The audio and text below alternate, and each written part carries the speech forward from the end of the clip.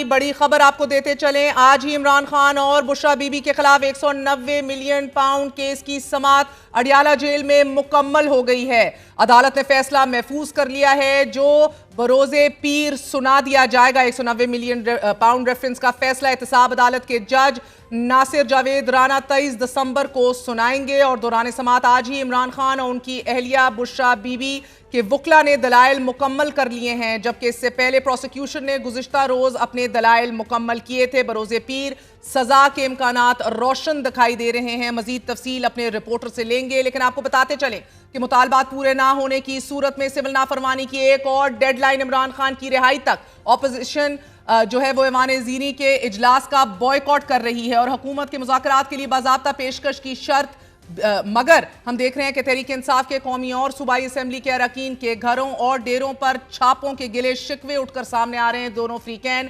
تذبذب کی جس کیفیت میں مبتلا ہیں، تاثر یہی ہے کہ مذاکرات کی آپشن قبولیت کی معراج کو نہیں پہنچ سکے گی۔ سول نافرمانی کی کال اور بیشتر شرائط کو بالائے طاق رکھ کر مذاکرات کی میز تک سفر عبور کرنے کے بعد سابق وزیر اعظم عمران خان نے یہ فیصلہ کیا ہے کہ اگر مطالبات پورے نہ ہوئے تو 22 دسمبر بروز اتوار سول نافرمانی کی تحریک شروع ہو جائے گی۔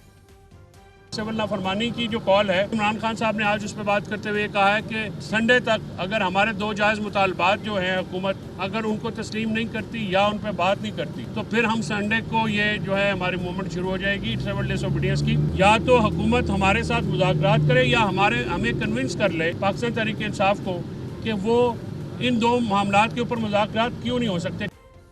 جبکہ قومی اسمبلی میں اپوزیشن لیڈر عمر ایوب نے اجلاس کا بائیکاٹ کرتے ہوئے یہ اعلان کیا ہے کہ جب تک عمران خان اور تحریک انصاف کارکنان کو رہا نہیں کیا جاتا، ہمارے ارکان کو استعفے دینے کے لیے دھمکیاں دینے کا سلسلہ بند نہیں کیا جاتا، اس وقت تک ہم کارروائی کا حصہ نہیں بنیں گے۔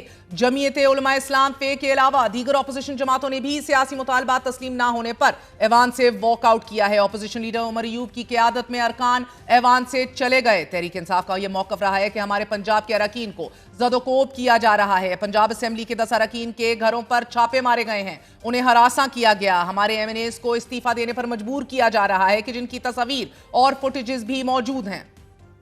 ہمارے پنجاب کے جتنے ایم این ایز ہیں اس پہ زمین تنگ کی گئی ہے، ہمارے ایک ایک ایم این اے کی گھروں پہ چھاپے پڑ رہے ہیں، ان کو دھمکیاں دی جا رہی ہے اور ان کو کہا جا رہا ہے کہ آپ استعفیٰ دے دیں، اور یہ تک کہتے ہیں کہ ہم نے اسپیکر سے بات کیے آپ کا استعفیٰ فوری طور پر منظور ہو جائے گا۔ تو یہ ہمیں بتائے کہ کیا یہ پارلیمنٹ اس طرح چلے گا؟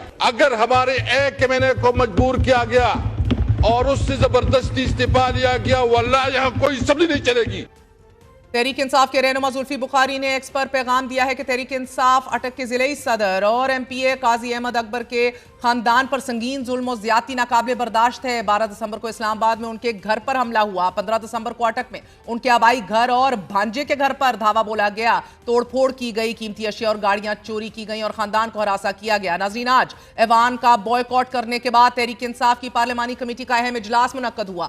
جاری ہونے والے اعلامیے میں تحریک انصاف پنجاب کے اراکین قومی اور صوبائی اسمبلی کے گھروں اور ڈیروں پر چھاپوں کی بھرپور مذمت کی گئی۔ اجلاس کے اختتام پر جاری اعلامیے میں بتایا گیا کہ تحریک انصاف کے ایم این ایز اور ایم پی ایز پر دباؤ ڈالنا درست نہیں اور یہ سلسلہ بند کیا جائے۔ چھاپوں کا سلسلہ جاری رہنے پر ایوان میں بھرپور احتجاج کا فیصلہ کیا گیا۔ اعلامیے میں کہا گیا ہے کہ حکومت نے ملک کو جن مسائل سے دوچار کرنے کی کوشش کی ان کا حل مذاکرات سے ہی نکلے گا۔ پارلیمانی پارٹی نے عمران خان سمیت تمام سیاسی اسیران کی فوری رہائی، 9 مئی اور 26 نومبر کے واقعات پر فوری جوڈیشل کمیشن کی تشکیل کا مطالبہ کیا ہے۔ پارلیمانی اجلاس میں کہا گیا ہے کہ عمران خان نے مثبت سوچ کے ساتھ مذاکراتی کمیٹی تشکیل دی اور وہ چاہتے ہیں کہ ملک آگے چلے اور ترقی کرے، اس لیے ملکی سیاسی استحکام اور ترقی کے لیے تحریک انصاف بات چیت کے لیے تیار ہے۔ لیکن ناظرین، جس طرح آپ کو بتایا، آج ہی عمران خان اور بشرا بی بی کے خلاف 190 ملین پاؤنڈ کیس کی طویل ترین سماعت ہوئی ہے۔ 6 گھنٹے محیط یہ سماعت اڈیالہ جیل راولپنڈی میں مکمل ہو چکی ہے۔ ہمارے ساتھ ہمارے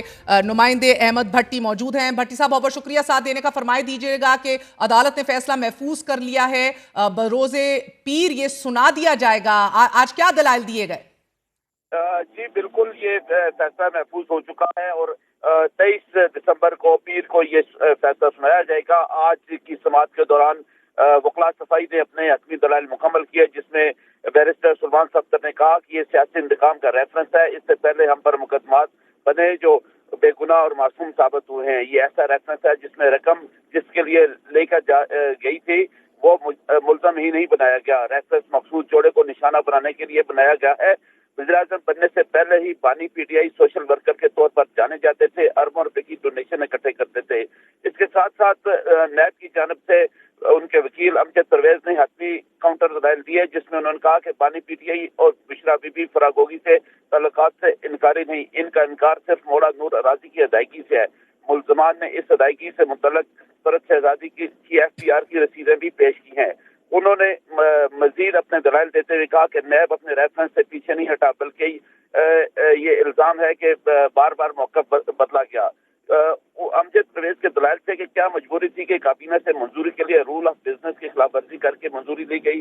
बानी पीटीआई ने बतौर वज़ीर-ए-आज़म रकम की पाकिस्तान में गैर कानूनी आमद की मंजूरी दी। हमारा ये मौक़िफ़ नहीं कि बानी पीटीआई और उनकी अहलिया ज़ाती माली मफाद लिया, बल्कि हमारा मौक़िफ़ यह है कि बानी पीटीआई ने गैर कानूनी सेटलमेंट की मंजूरी दी। प्रोसिक्यूशन ने 2 काबीना अरकान को भी बतौर गवाह पेश किया। मुल्ज़म के पास मौका था कि किसी काबीना रुकन को बुलाकर अपने दिफा में पेश करते, लेकिन उन्होंने नहीं पेश किया। मुझे भट्टी साहब ये बताइएगा कि 7 रहनुमाओं को मुलाकात के लिए इमरान खान ने जेल बुलाया है, तहरीक इंसाफ के इस हवाले से कोई तफसील बताइएगा जरा। जी बिल्कुल, बानी पीटीआई ने आज तहरीरी तौर पर दरखास्त दे दी है जेल इंतजामिया को कि मैं अपने 7 रहनुमाओं से मुलाकात करना चाहता हूँ, जिसने बाज़ाब्ता दरखास्त दिया, जिसमें उमर अयूब, असद कैसर, अली अमीन, हामिद रजा, हामिद खान, राजा नासिर अब्बास, सुलेमान अकरम राजा शामिल हैं।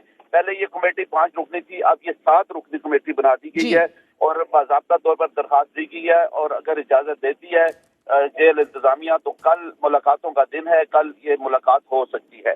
तो भट्टी साहब मुकम्मल तफसील आप बताइएगा, क्योंकि केस हिस्ट्री पूरी आपने देखी है, इस पूरी समात को आपने कवर किया है, तफसील तवील तरीन समात हुई है, आज भी 6 घंटे के ऊपर समात हुई, तो अब क्या इम्कानात हैं पीर के?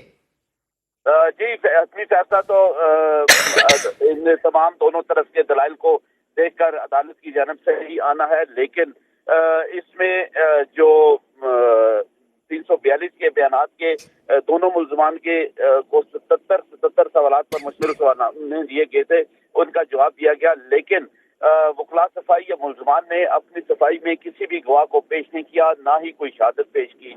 ये इंतहाई अहम नुकता है और सबसे अहम इस केस में ये अमर है कि इस केस को मुकम्मल तौर पर अदालत में चलाया गया, जिसमें कोई भी दरखास्त आई तो उसको एंटरटेन किया गया, उस पे इल्तवा की दरखास्त आई, उस पे भी बहस हुई। अब बाकी केसेस की तरह आला अदलिया में जाकर इस केस में केस रिमांड नहीं हो सकेगा। जो कानूनी माहिरीन हैं वो भी ये इस पे मुत्तफिक हैं कि इस केस में केस रिमांड होने के चांसेस बिल्कुल नहीं, ना इस नुकते को उठाया जा सकेगा। तमाम इसमें कानूनी निकात पूरे किए गए हैं और कोई तेजी नहीं इम्कानात लग रहे हैं भट्टी साहब आपको, मंडे को आपको लग रहा है सजा हो जाएगी?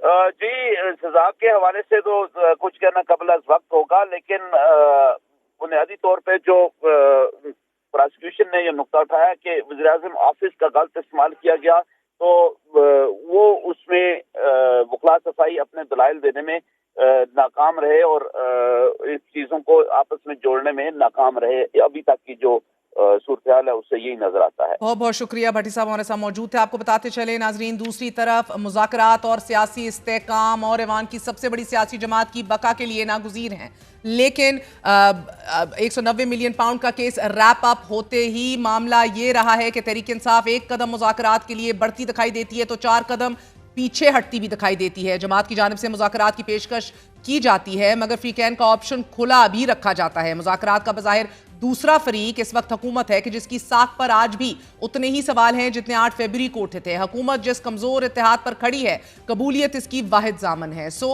हुकूमत के पास मुज़ाकरात की मेज पर कुछ ऑफर करने के लिए महदूद ऑप्शंस हैं।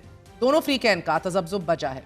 حکومت نے شرط یہ رکھی ہے کہ مذاکرات کے لیے عمران خان خود حکومت کو باضابطہ پیشکش کریں، جبکہ ہمارے ہی پروگرام میں انفارمیشن سیکرٹری شیخ وقاص کا یہ کہنا تھا کہ مذاکرات کے لیے حکومت ہم سے رابطہ کرے اور پہل کرے۔ حکومت کی جانب سے کھلے تضاد کا قضیہ یہ ہے کہ ایک جانب حکومت اور اپوزیشن کے درمیان مذاکرات کے لیے اسپیکر قومی اسمبلی ایاز صادق کا یہ کہنا ہے کہ حکومت اپوزیشن مذاکرات کے لیے میرا آفس، میرا چیمبر، میرا گھر ہر وقت حاضر ہے۔